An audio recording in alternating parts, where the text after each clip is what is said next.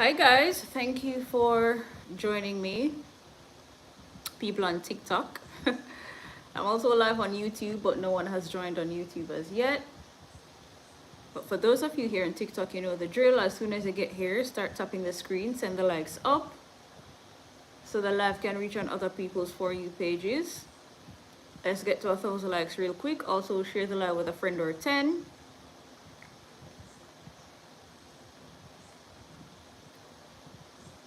Letitia, hello.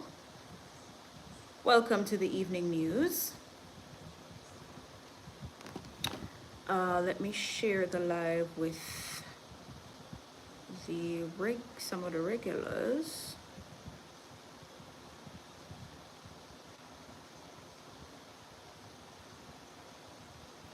So they know it's news time.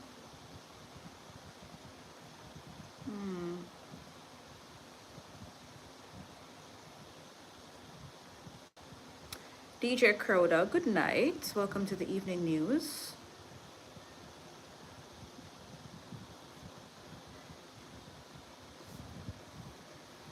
So I'm just waiting until more people get on here, then I'll start the news. Hi Sabrina. You're a regular, you don't miss a live. I appreciate your support so much. Thank you. And for always commenting on my YouTube videos. I see you, girl. I appreciate the support. The noise in the back is probably the fan. 1 second.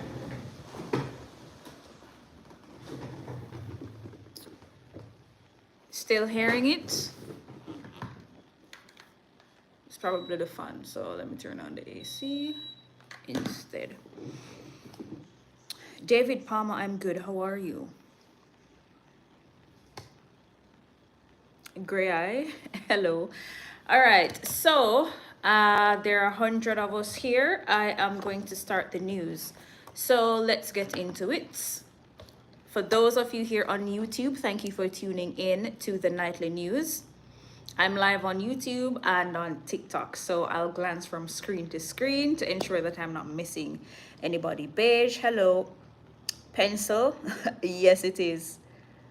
Wayne Carter, good night. Biggs, hello. Okay, let's get into the news, guys. From NCU.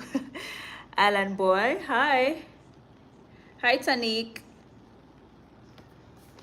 All right, I'm going to get into the news now, guys. Let's go, let's go. Portmore is one step closer to parish status after the Minister of Local Government and Community Development, Desmond McKenzie, tabled a bill on Tuesday, that's today, to amend the Counties and Parishes Act in the House of Representatives. When approved by the Parliament, it will make the city municipality of Portmore the 15th parish. Of note is that the municipality of Portmore shall constitute one parish under the name of the Parish of Portmore and shall include the Hellshire Hills and Goat Islands. It excludes Lake Spen, Grange Lane, Lime Tree Grove, and Quarry Hill. The parish capital will be Portmore, similar to Kingston being the capital of Kingston. So when this bill is approved by Parliament, Portmore will officially be the 15th parish of Jamaica, and the capital of Portmore will be Portmore. So that's it. Still villain, hi. Pencil. All right. A farmer of Hazard Drive in Maypen, Clarendon, has been charged with the murder of his own brother following a fight on Friday. Charged is 25-year-old Romain Bell for the death of his 28-year-old brother, Kemroy Brown. Brown was a laborer of the same address. Reports from the Maypen police are that about 1:47 p.m., Bell and Brown went to visit their mother's home when an argument developed between them, which got physical. Police say Brown brought a knife into play and the tussle resulted in both men sustaining injuries. They were taken to the hospital where Brown died while being treated, and Bell was treated and released. He turned himself in to the police and was subsequently arrested and charged on Monday following a question and answer session in the presence of his attorney. You can imagine that? Like murder your own brother over foolishness. Foolishness. Hello, Simple. Good night. Cheney Tanner, hello. Thank you for tuning in on my YouTube channel. Welcome to the evening news. And I'm not sure how many of you saw that video of the woman, this young lady, sending threats to the security forces, saying because of what happened to the Don of Spanish Town, how Spanish Town are going to turn in a chaos, and how the police them are going to get it back and all of that. So there's an update to that story. A 22-year-old Clarendon woman has been arrested and charged after making a video threatening violence against police officers last week. The Jamaica Constabulary Force, JCF, charged Dana Warren of Elliott Street, Maypen, Clarendon with malicious communication following the January 23 missive. Reports from the lawmen are that a video was posted on her social media platform which incited violence, issued threats, and was a disturbance to the public's peace.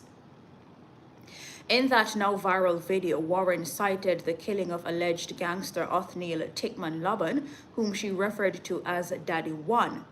And she said, and I quote, "All of the Babylon them, let this be a threat. We're not going to get it back. Spanish Town is going to be locked down," end quote. Laban had been fatally shot by police earlier that same day. And this resulted in violent unrest, and this forced the closure of schools and businesses and prompted increased police activity in the area. The police were notified of Warren's video and an investigation launched. She was identified as the owner of the social media account on which the video was posted and was subsequently taken into custody, then charged on Monday, January 27. Her court date is being finalized.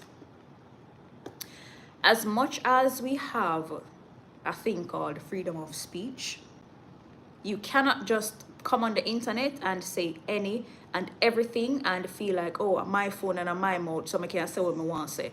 That is not how it works. That's not how it works. So, yeah, that's all I will say. That is all I will say. Ripton Clark, hello. Elevate, good evening. Orville Tullo, good night. Henrietta, hello.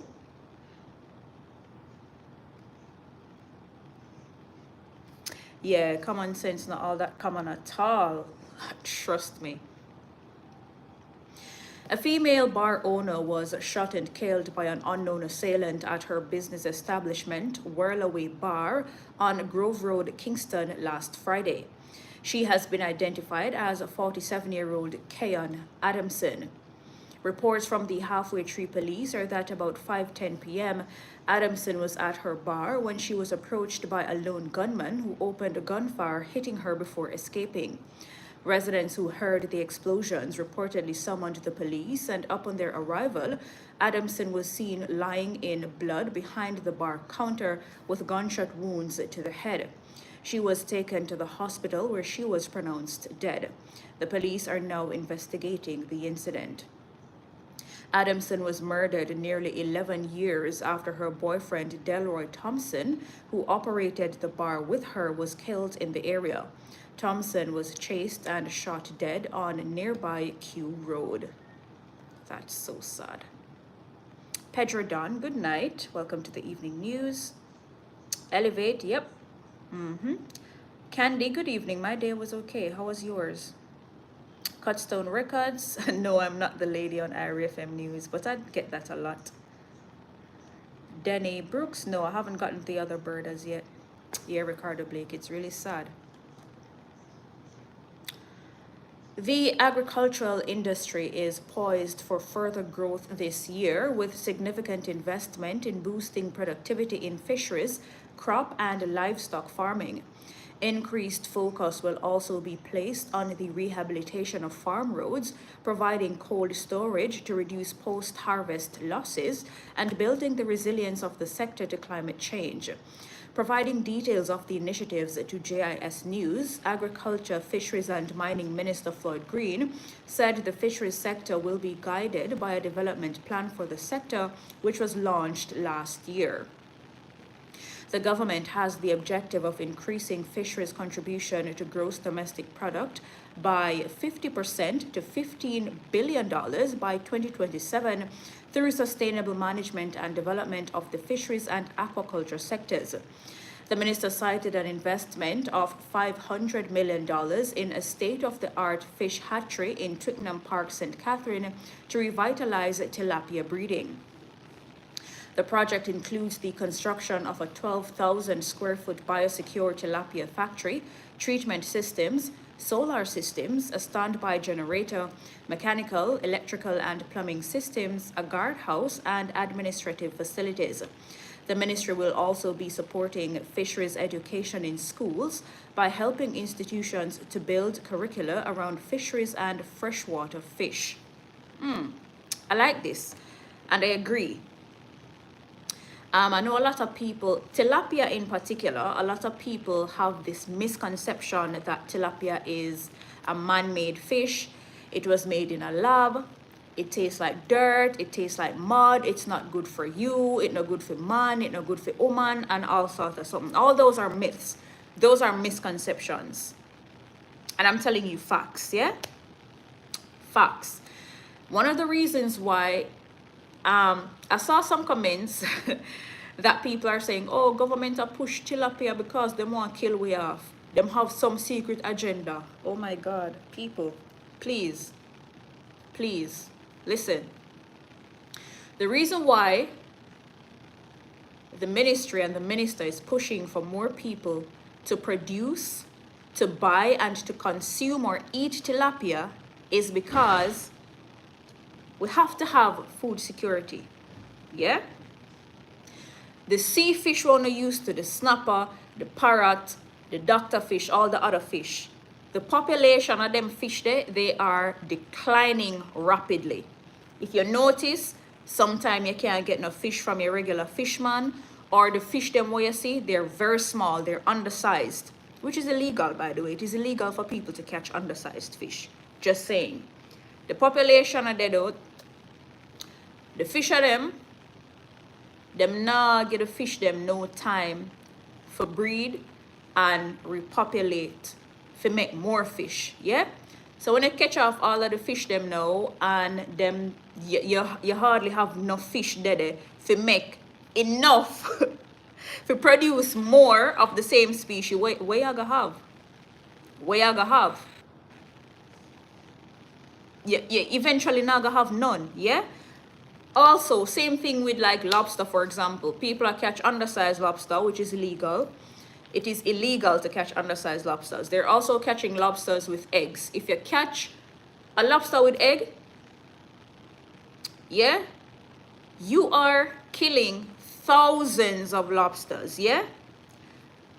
When you kill them out, population dwindle down till you eventually not have none for a very long time.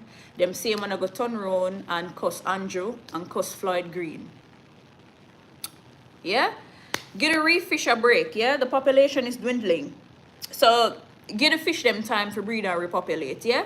So we can have more for the eating of the future. So if you can get into tilapia production, you can. If you can raise it yourself, you can buy it and consume it. It's really good. To me, it tastes like snapper cousin. I've had it. And it tastes like mud. It tastes like dirt. I learned firsthand from tilapia farmers who are experts at what they do. They've been in it for years. Why tilapia used to taste like dirt is because of the farming practices. So I learned that when you're going to sell tilapia, when you take it out of the pond or whatever you have them in, and you're going to say yes, you're going to sell them Saturday. You have to take them out of the water from about Thursday, put them in a fresh water so them system can flush. And while them in the fresh water, I think you don't feed them for like a day or so them system can flush, yeah? So when you get them now, them taste fresh and nice.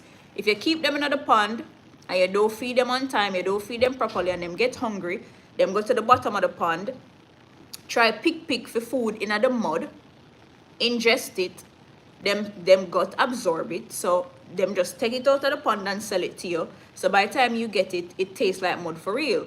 So it depends on the farming practices. I learned that. Every tilapia I have, it tastes really good. You can't, if somebody not tell us a tilapia, you don't know it's tilapia. Me stand up and watch people eat tilapia and say, yeah man, that snapper is nice. It's not snapper, it's tilapia.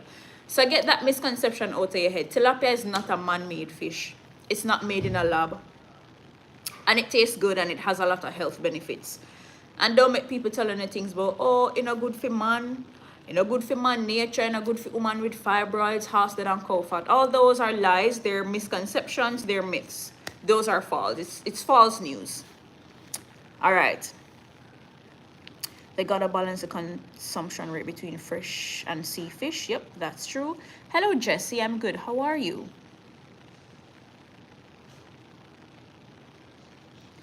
If fishing is only what you know, what would you do? That is why we have to be versatile in other areas. So when season slow for fishing, you can do something else. I know that the ministry, they have introduced sea moss production and oyster production. They have introduced that to fishers, so you can get into sea moss or oyster, you know, or you can go into tilapia farming. So yeah, those are options. I mean, I understand that, yeah, fishing is people's livelihoods, but at the same time, catching undersized fish don't make no sense. It's not good for the environment. You only catch undersized fish, you're not gonna fish them time for grow. Yeah. Or when you're overfishing and yeah, you just carry out all of the species, them come, you know, kill them, sell them, eat them, whatever. What left out there for breed and repopulate? What you gonna do when the population dwindle down or certain species of fish just don't in our waters no more? Also, I know that the ministry had introduced long line and pelagic fishing, where they train fishers to go further out to sea to catch bigger species of fish like my yeah, my and I don't remember the other species, the swordfish and them type of thing, the bigger species of fish. So you get the fish them where they're closer to the shore, you get them their break. I'm going to invite Minister Green to come on one night to talk to us more about that.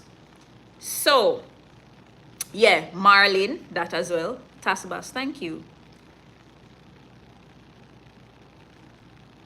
Beige, thank you. Shanake, hello. Yeah, I'm going to invite Minister Green to come on one night to talk to you guys more about that. But there are options out there, you know. The city issue, they are providing solutions. I know one fisher personally who has benefited from that program, the longline fishing and, you know, the pelagic fishing. Go way further out to sea and catch the bigger species of fish and all of that. He's Black God. Black God, you're in here still? Jesse, thank you. I'm from Jamaica. You're from Trinidad? I've been to Trinidad. I'm from Jamaica. Hello. I did my research. Tilapia is an artificial fish. Tilapia is not an artificial fish. Tilapia come from Africa. Research some more. It's not an artificial fish. We don't have the capacity in Jamaica to make artificial fish. One voice, good night. Mercy, everything. Hello. Black God, tell the people about the pelagic and the longline fishing now, and tell them about the big fish them where I catch and all of them something there. Carlton, hello from New York. I'm going to invite Minister Green to come on one night to talk to you guys about fisheries in particular. People know enough about farming already, but I'm gonna make him talk to him about fisheries. I'm gonna make him talk to him about fisheries. If I wasn't on YouTube on my other phone, I'd message him right now or call him to see if he can come on for like 5 minutes. But I'm live on YouTube. So, hello Karen. Hello my love, I see you. All right, so we're moving on. We'll soon come back to the fishing arguments and the food security, but we need for getting at them something there because we can't afford to feed ourselves. People are complaining that we are importing, but I mean, some things have to get imported until we can afford to feed ourselves sufficiently and meet the demands of the population. Yeah? So, all right. A woman has been arrested and charged in connection with the shooting of a customer service representative and the theft of his motor vehicle in Riverton Meadows, Kingston 11 on Saturday. Detectives from the Hunts Bay Police Station have charged 21-year-old Kiefer Lee Gilchrist, a chef of 4th Street, Greenwich Town, Kingston 13. Gilchrist was subsequently charged with wounding with intent. Reports are that about 7:20 p.m., the victim transported Gilchrist to Riverton Meadows under the pretense of collecting a personal item. Upon reaching the destination, Gilchrist allegedly exited the vehicle and instructed the driver to follow her. Shortly after, a gunman reportedly approached the vehicle and opened fire, injuring the driver. It is reported that the victim was subsequently forcibly removed from the vehicle, and Gilchrist and the assailant fled the scene in the stolen vehicle. It is so hard to trust people these days, you see? Good if you suffer for the bad now, because if you have a girl out there who genuinely want get a ride for go somewhere go collect something, it not gonna happen because of stuff like this.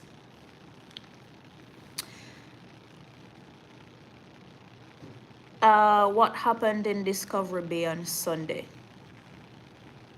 Captic, hello. Shelton, good night. Mercy, everything. Yes, I do news. I'm a news reporter. I'm a trained news reporter. I just don't read news on TV anymore. I only do it on TikTok and YouTube. No. What happened in Discovery Bay? Great Man Jr., good night. All right, here's some good news. 2 local groups are partnering with international nonprofit Restoring Human Independence to offer free psychological testing for primary and high school students in several parishes. Thank you for the gifts, Black God. The initiative, which is being spearheaded by local lobby group Global Charity for All and St. Catherine Justices of the Peace Association, will see psychologist and community psychotherapist Dr. Lisa Hall administering several diagnostic tests from February 5 to 25 between the hours of 8:30 a.m. and 5 p.m. daily. The sessions are slated to be offered to students in St. Catherine at the Youth Innovative Center in Edgewater, Portmore. But President of the Global Charity for All, Justice of the Peace Cleon Porter, says the demand for the sessions has gone beyond the parish, and so they're being demanded in St. Elizabeth, Manchester. Yeah, in St. Elizabeth, Manchester, and Kingston. So the services being offered by Dr. Hall include clinical interviews, mental status examination, vocabulary subtests, computation subtests, Bender Visual Motor Test, 2nd edition, which gives a description of visual, perceptual, and motor functions. The services are for students in both special needs schools and regular schools. This is good. This is good. A lot of children have psychological issues, but their parents aren't aware, or their parents figure something is wrong, but they just can't afford to go get a diagnosis. So this is a good thing. This is a good thing. Young billionaire, I'm not sure. You have to be more detailed than that. I'm not sure. Jesse, yes, I have locks. Yeah, I have locks. Okay, and we are moving on. We're moving down the line in the news. The body of a woman who had been reported missing was discovered Monday morning in Golden Valley near Seaforth, St. Thomas. The deceased has been identified as a 28-year-old Rashni Bonfield, also known as Denisha or Deidre, who resided in the Golden Valley area. Her semi-nude body was found in a bushy area around 10:30 a.m., bearing wounds to the forehead. Bonfield was reported missing to the Seaforth police station on Sunday evening at approximately 7 p.m. after she was last seen leaving her home around 3 p.m. that same day. It is believed she was raped and killed. Investigations are ongoing. This is so sad. So sad. You're showering me with gifts. Thank you, Black God, Romy J. Thank you for the roses. And we're going down the line in the news. The Jamaica Urban Transit Company, JUTC, has announced the launch of a new rural stage carriage route connecting Linstead to Spanish Town, St. Catherine. The new 605 route will officially commence operations on Monday, January 27. So it officially commenced operations yesterday.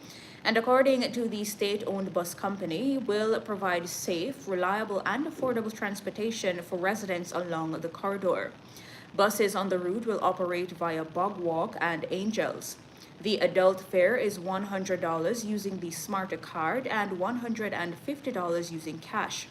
The concession fare for seniors is $50 using the Smart card and $150 if cash is used. The concession fare for students and the disabled is $50 whenever the Smarter card is used and $150 for cash. Fel, good evening.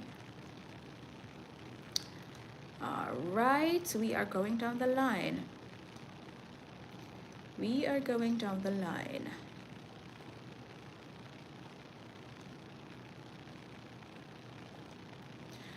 And for those who might have missed that news story yesterday about the JDF soldier being killed in an attack along Malines Road, here's that story for you. 2 gunmen on a motorcycle were killed Monday morning after the driver of a motorcar they targeted plowed the vehicle into them. The incident occurred in the vicinity of Olympia Crown Hotel on Malines Road, Kingston 10. The driver of the car, 26-year-old Jamaica Defense Force Private Fernando Wayne Dixon, was also killed in the incident. He was shot by the gunmen. In a video circulating on social media, Private Dixon is slumped over the steering wheel of a silver Audi. The 2 gunmen are seen lying on the ground. Some distance away, the motorcycle on which they had been traveling is seen wedged between a wall and a utility post. According to police reports, the 2 men rode up on a black Honda motorcycle without a plate and opened fire on the Audi with the soldier and 4 other occupants. The police say Private Dixon used the car to ram the bike into them. Well, let me tell that again. The police say Private Dixon used the car to ram the bike, killing the rider and his pillion on the spot. Dixon was transported to the Kingston Public Hospital where he was pronounced dead. 2 firearms, including an M16 rifle, were seized at the scene. The 2 suspects remain unidentified. It is understood that one of Private Dixon's passengers was the target of the attack. In the meantime, head of the Area 4 Police, Acting Assistant Commissioner of Police, ACP Michael Phipps, says the incident may have stemmed from an ongoing gang feud. Acting ACP Phipps says 2 of Private Dixon's passengers have been taken into custody. Oh, Lord.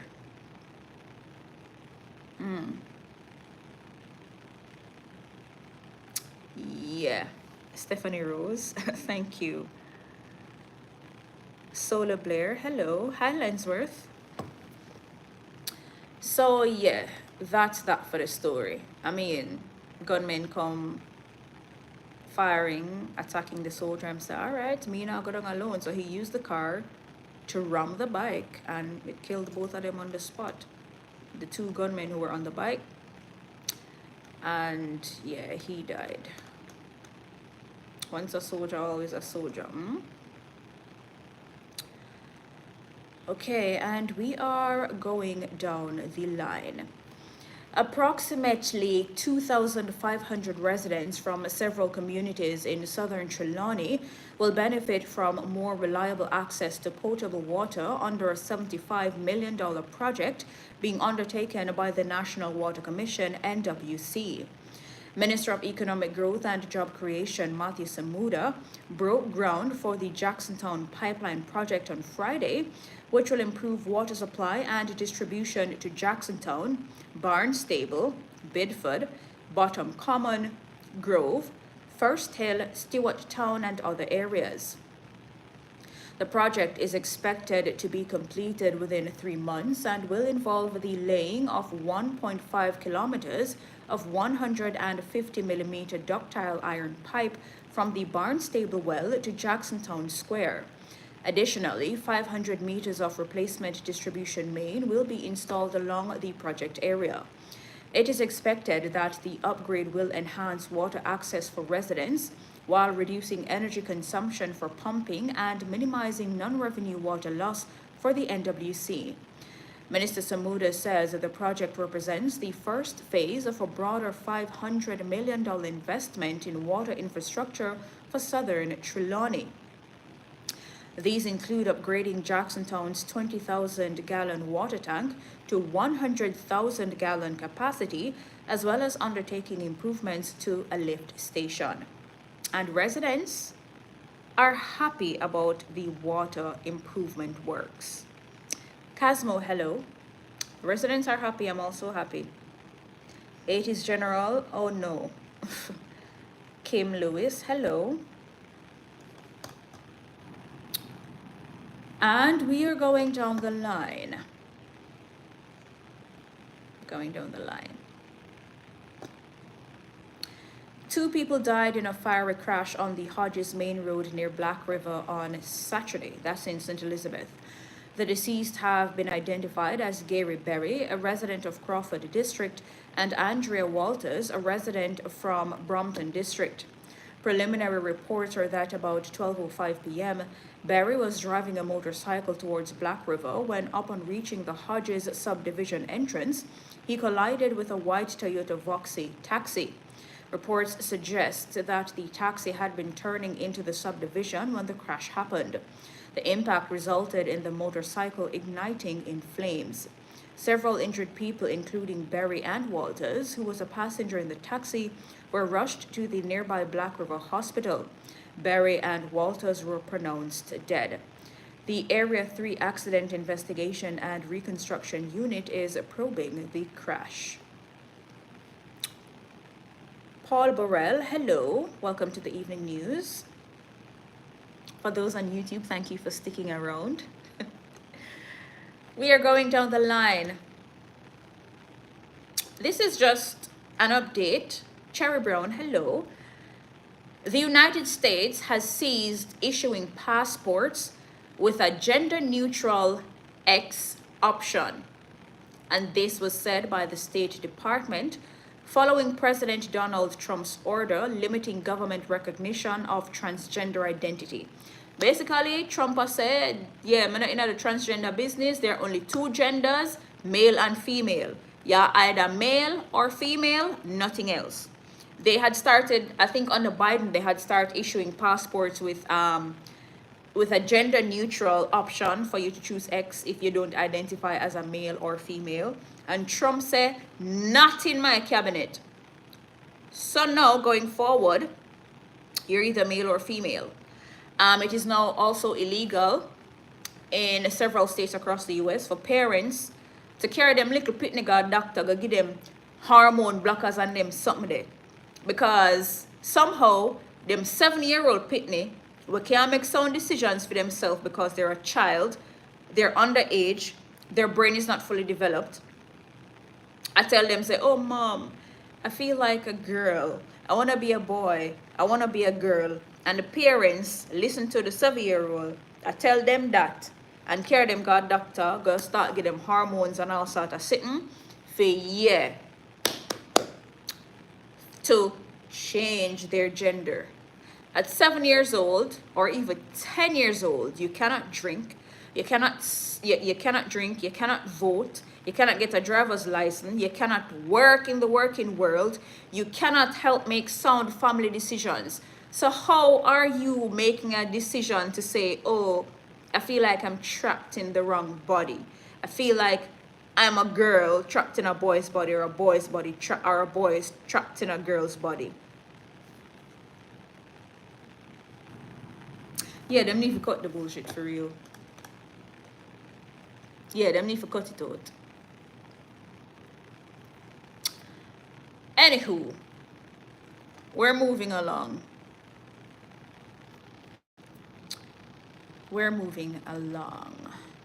Two stolen motor vehicles were recovered in separate locations in St. Mary on Friday.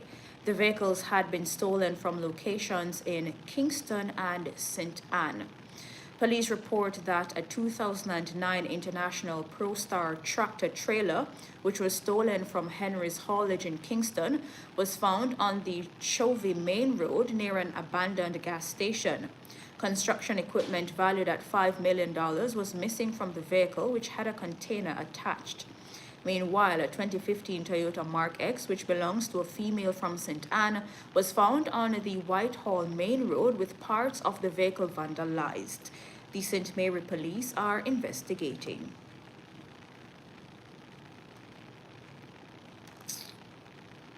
Come on. A woman accused of breaching the privacy of another by posting an intimate video of her on her WhatsApp status made her first appearance in the St. James Parish Court on Wednesday.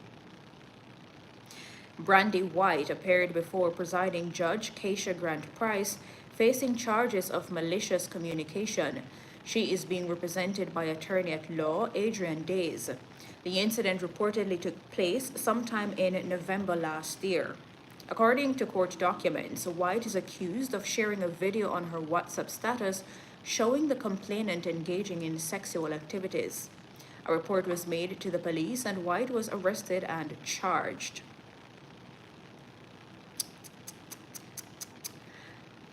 It is illegal to post certain photos and videos of people online, guys.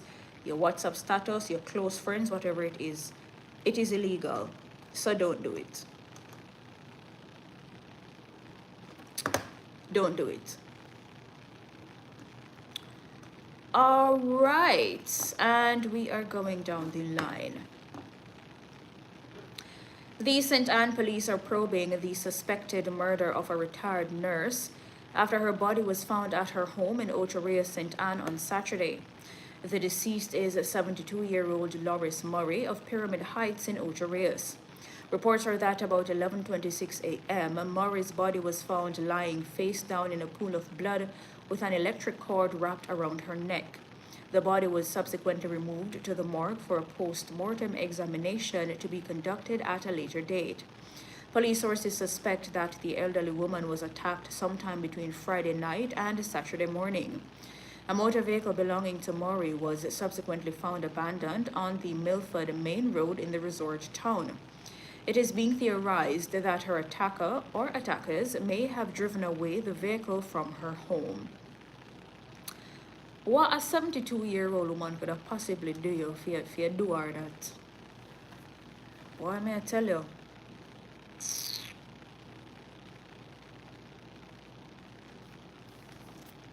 Is it a 72-year-old, bro? 72. 72-year-old. Yeah, it's really sad. Just like the other day with the retired journalist Barbara Gale. So, a new report has revealed that 55.1% of Jamaica's population experienced moderate or severe food insecurity in the period 2021 to 2023.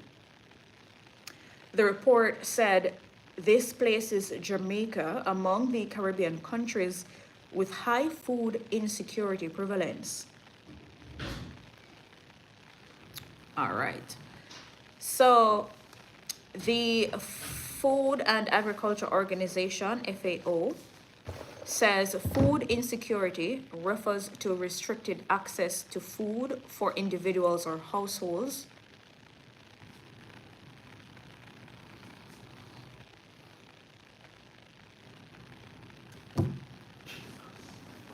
One second, guys.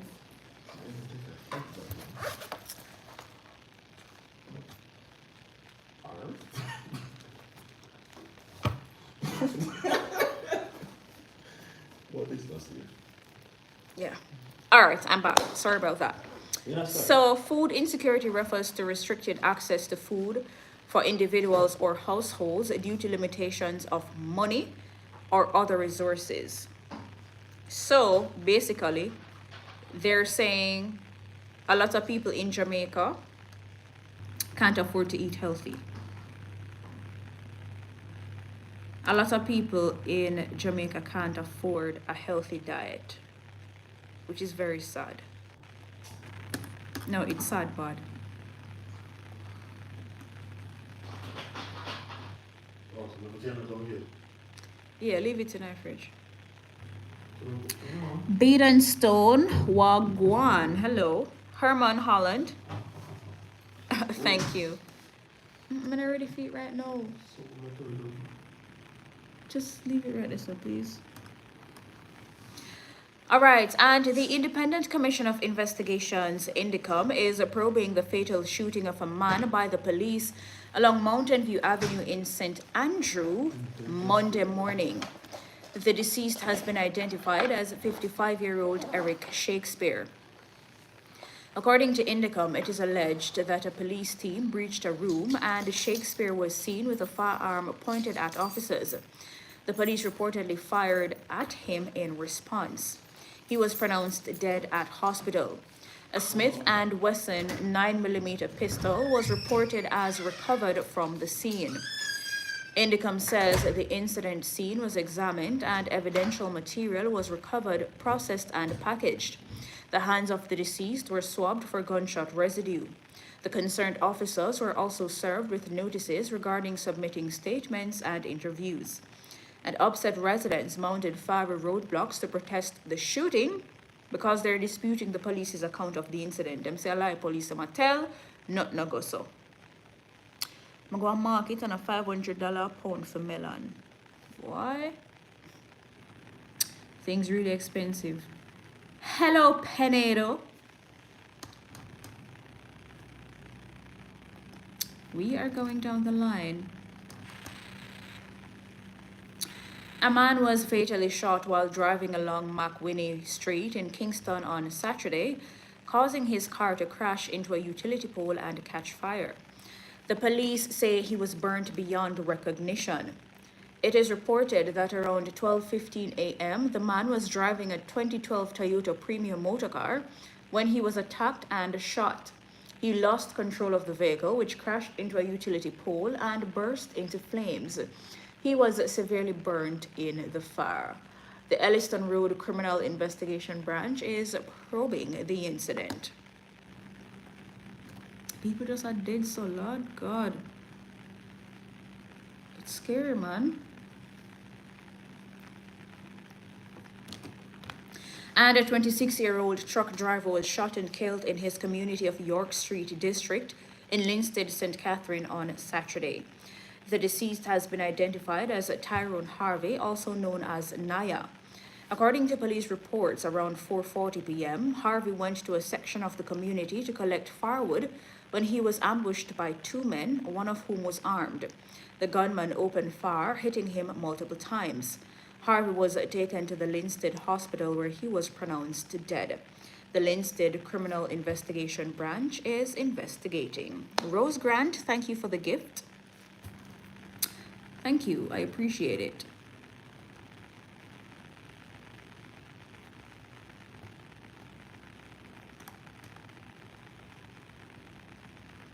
Yeah, and I read this already about the Clarendon man that killed his brother over foolishness.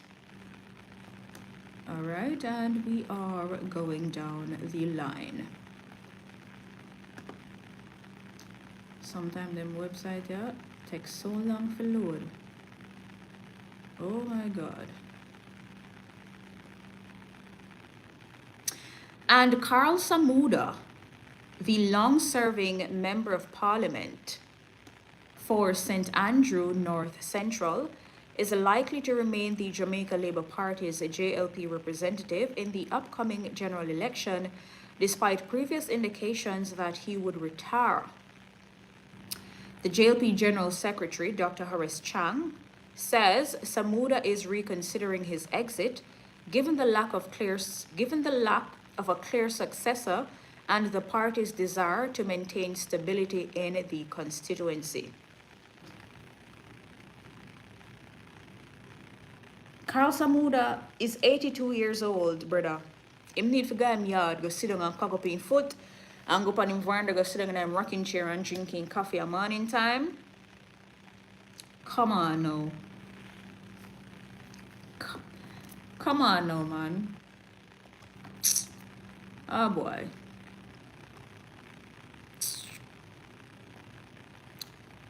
Okay, and we are moving down the line.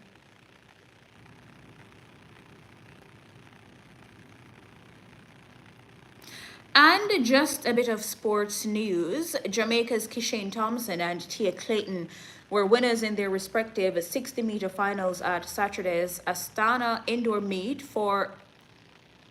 Oh yeah, hold on. Take that again.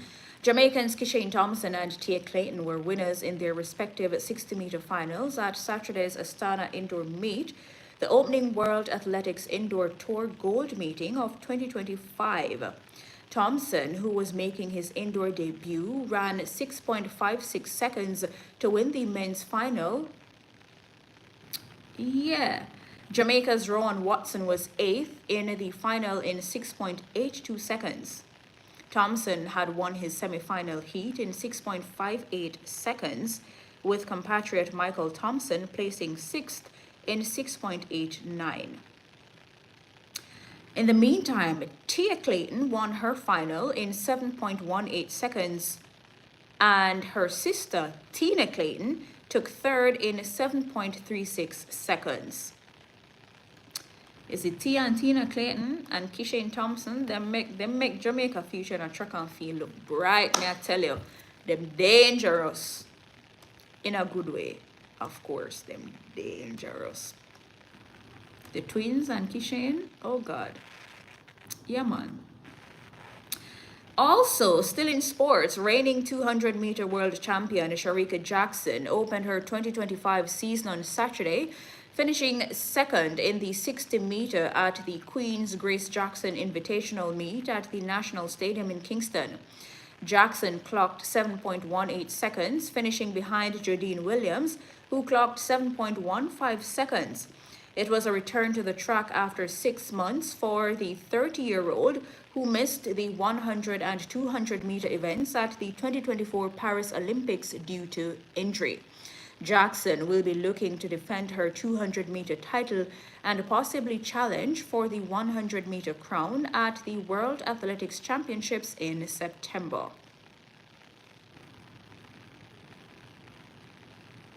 Buggy vitamins. Okay, and we are going down the line. We're almost done.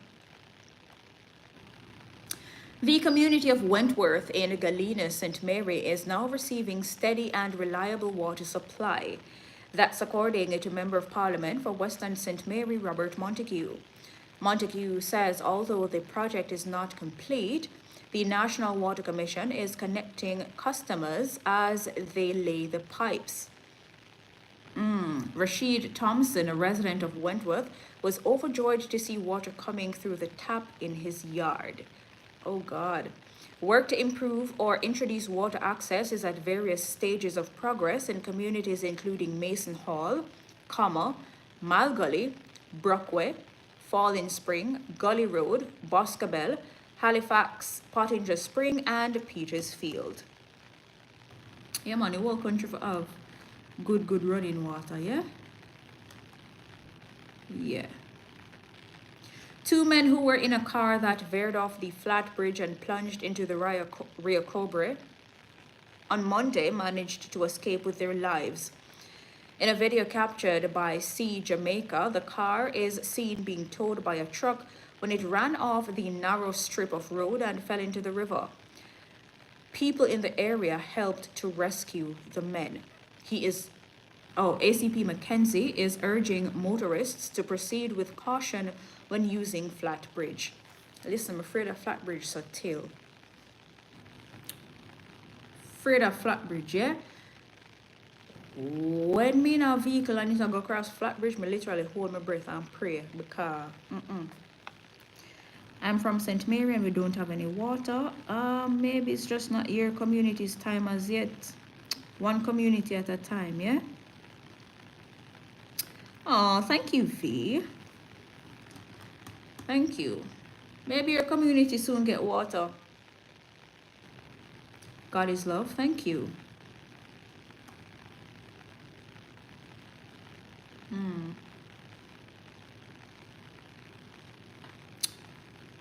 All right. And a state of public emergency is in effect for the St. Catherine North Police Division. The measure took effect on... Oh, no, a lie. I should be reading in the present tense. A state of public emergency is in effect for the St. Catherine North Police Division. The measure took effect today, Tuesday. A statement from the Office of the Prime Minister issued overnight says the emergency move is in response to the violence that flared up in Spanish Town last week. The Office of the Prime Minister says the security forces have advised that the St. Catherine North Police Division, especially Spanish Town and surrounding areas, remains volatile. The intervention is expected to address the escalating threat to public safety and prevent further destabilization. The Commissioner of Police and the Chief of Defense Staff are appealing to the public for full cooperation as the security forces intensify their operations and protect the lives and livelihoods of all law-abiding citizens. Yeah. Eileen, good night. Scottman, thank you. Jennifer, the bird is in his cage. I think he's sleeping. God is love. Yeah.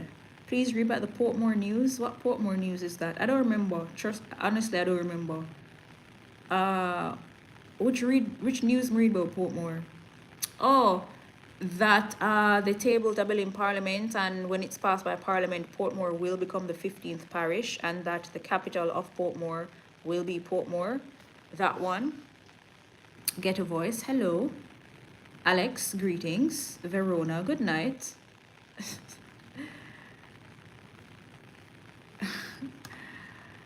All right, and we read this already. Just a few more stories left, and then that is it. 58 people have been killed across the island between January 1 and 25. The figure is one murder down from the 59 recorded in the corresponding period last year. It represents a near 2% decline, and that's according to the latest crime statistics from the Jamaica Constabulary Force, JCF. The St. Andrews South Division now leads the country with the most murders in any police division with 13. The division is followed by St. Catherine South with 10 murders. 8 divisions recorded an increase in murders since the start of the year. They are St. Mary, Clarendon, Kingston East, Kingston West, St. Andrew Central, St. Andrew South, St. Andrew North, and St. Catherine South. Portland, St. Elizabeth, Manchester, Kingston Central, and Trelawney have had no murders since the start of the year. In the meantime, shootings have declined by 30% compared to the corresponding period last year. Other major crimes, such as robberies, rapes, and break-ins, also continue to decline. That's some good news. Sharelle, Portmore is not a parish, therefore it doesn't have a capital. And a bill was tabled in Parliament for Portmore to become a parish. And when it becomes a parish, the capital of Portmore will be Portmore, just like how the capital of Kingston is Kingston. Thank you. All right.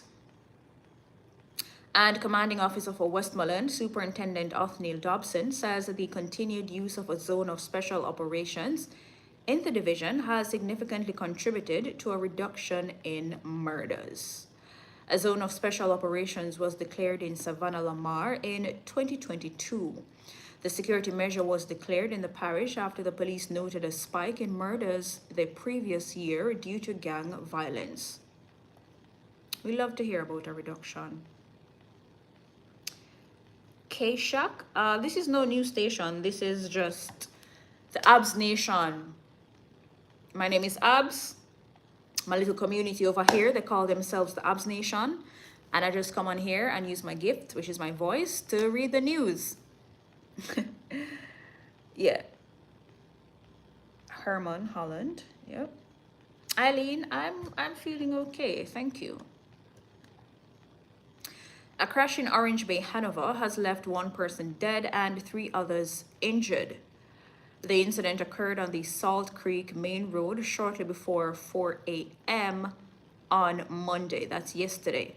Reports are that a Nissan 80 wagon motorcar and a Honda Grace motorcar were traveling in opposite directions when they collided head-on. It is understood that one of the drivers may have fallen asleep at the wheel. A female passenger who was in the Nissan was pronounced dead at hospital. The Green Island Police is investigating. Oh, it's actually Keisha K. Oh, I stand corrected. Mikey Holwell, thank you.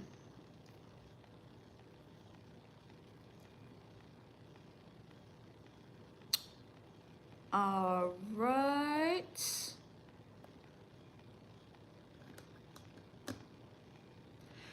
The St. Andrew North Police Division is renewing its call for people to come forward if they have any information regarding the murder of 12-year-old Kevon Ferron. Kevon was shot and killed on Friday, January 24. This after gunmen traveling on a motorcycle fired several shots at the Mercedes-Benz his mother. This after gunmen traveling on a motorcycle fired several shots at the Mercedes-Benz he, his mother, and adult brother were traveling in on Lindsay Crescent in St. Andrew. His mother is being treated in hospital while his brother was unharmed. This is so sad. Innocent 12-year-old, sweet little Pitney, dead and gone. For what? For what?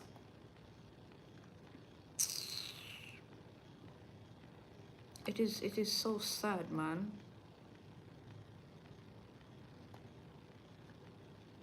It is so sad. All right, and we're coming to a close in the news. I'm just waiting for this page to load. It's really sad.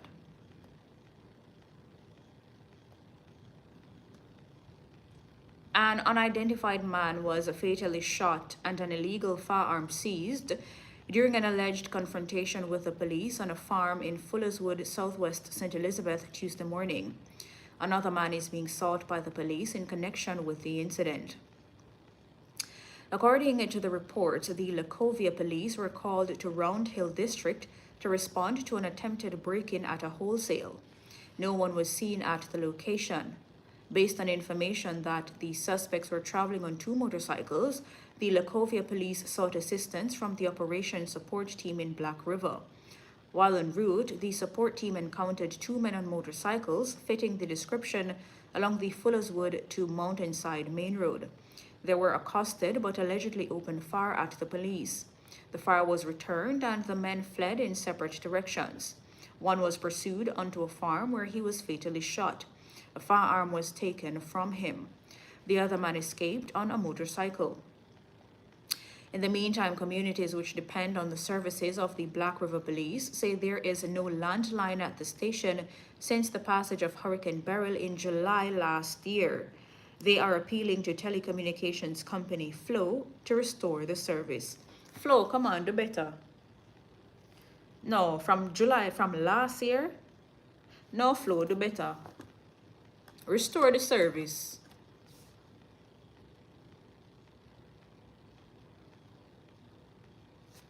Tavane, good night.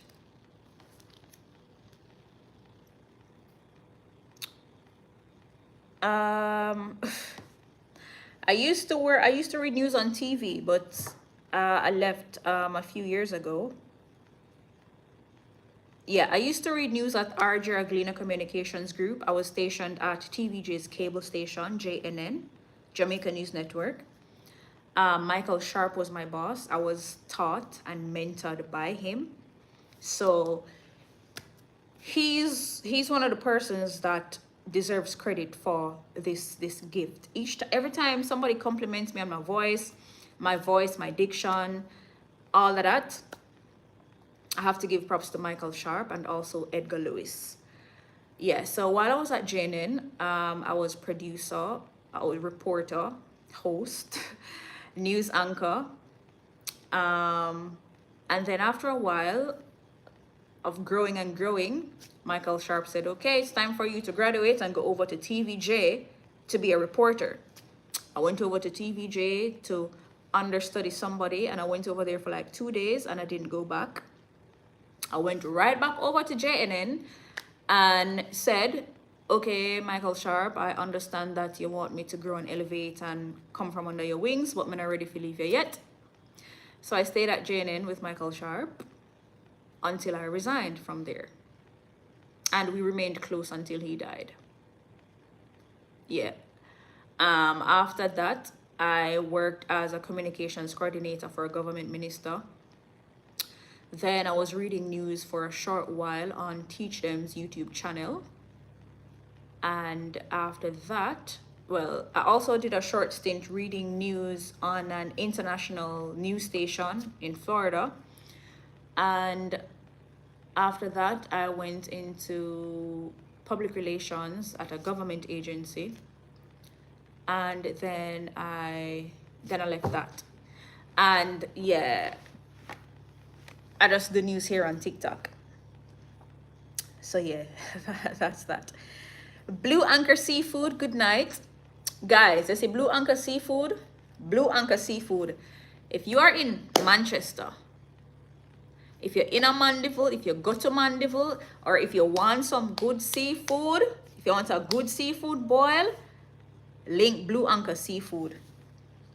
I've wanted to try her seafood boil for about 3 years. Yeah? From about 2022, my message her on Sunday, I crave the seafood boil, and I say, you open on Sunday? She said no. And every time I travel back home, go Mandeville, I just can't get for link her. And finally, about 2 weeks ago, guys, she gave me a seafood boil, and I tell you, I can't have to tell you, not just buy it and try it for yourself, yeah? Or not just try it. So why not invite in what you're doing? Invite what? Herman, I don't understand that statement. Can you clarify, please? Yep, I was trained very well. Michael Sharp discovered my voice when he was my lecturer at NCU. He taught me broadcast management, and yeah, he taught me some broadcasting courses. And in one of the classes, we had to create a newscast, and in that newscast, I was the reporter, I was the anchor, and we had to play that assignment in class. And when he heard it, he said, I think me in trouble right now, you know. He said, where's Abigail Smythe? So I push out my head and I say, here, sir. And he say, you have a nice voice. Don't hide it. Don't hide your voice. From him tell me that, I just jump right on that wing. He gave students the opportunity to volunteer to be producers, directors, reporters during the elections in 2016. And of course, I volunteered. Every opportunity that came up, I volunteered. So when I was working, when people used to see me anchor the news on TV, and a lot of people say, oh, you're lucky, how you get that opportunity, blah, blah, blah. It's not luck. It is not luck. I got it through determination, hard work, being willing to try, and also volunteering. Some people love money too much. Michael Sharp threw out the opportunity for students to volunteer to work as reporters during a general election. I took the opportunity and I ran with it. I was a reporter in my constituency, Northeast Manchester. And my brothers are so supportive. Them carry me around for the whole day from polling station to report. And yeah, me I record the video them on my phone and I send them in, and Michael Sharp I play them on TV. My little innocent voice.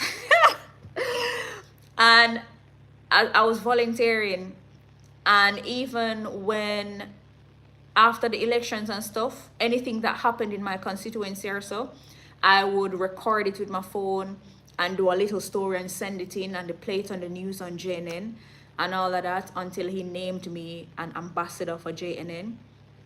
Then after leaving, in my final semester of NCU, we had to do internship, and I wanted to do internship at JNN with Michael Sharp, but them realized he and I had developed a close relationship by then, so they sent me to do internship at JIS.